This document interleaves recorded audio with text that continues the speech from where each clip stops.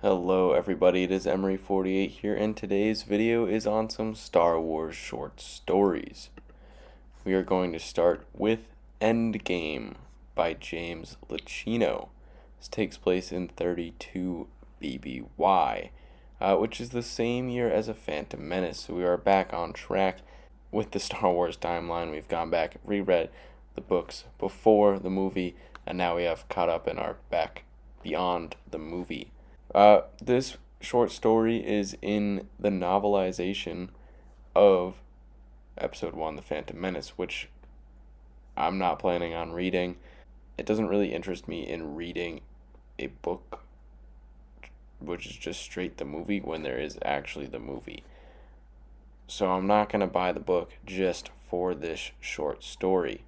And I don't really feel the need to summarize something that I haven't actually read by reading someone else's summary.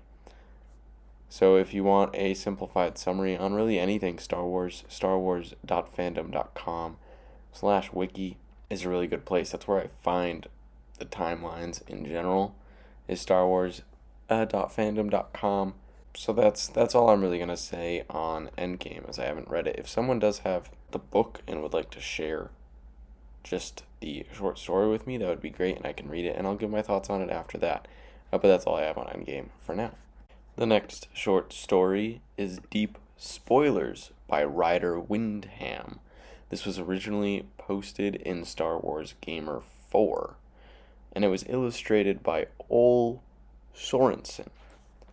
This also takes place in 32 BBY, making it the same year as Endgame. Both of these short stories are on the Legends timeline.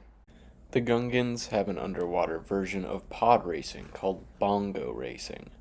After defeating the Trade Federation, the Gungans have had many tourists from the rest of Naboo and other planets. Boss Nass is at a bongo race looking over all the new species that are visiting his city. One of the racers, Squid Fella, went missing after trying to crash out Spleed.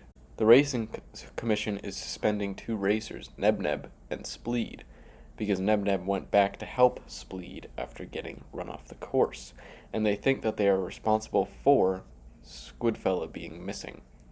Boss Nass likes bongo racing and the pair, so the suspension will be short.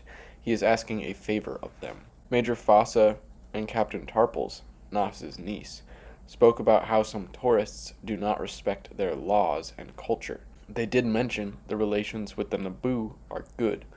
It is people from other planets disrespecting the Gungan culture. Tarples brought a message to Lob Diz, a bongo engineer, working with Neb and Spleed on Boss Nass's new bongo. Squidfella, the missing racer, was spotted by Tarples in a military bongo. Squidfella fired into the room, hoping to kill Spleed and Neb. Squidfella is trying desperately to get the pair out of bongo racing for good. To escape the torpedoes, Neb got in the driver's seat of the new bongo. Spleed and Tarples got in it. Neb collided with the chasing Squidfella, knocking Squidfella unconscious and totaling the military bongo he was driving. Squidfella was arrested, and Neb and Spleed's suspensions were revoked. This was honestly the worst short story I think I've ever read. It was so painful to read. I'll admit I was a fan of Jar Jar Binks during the movies because he was a little comedic relief at times.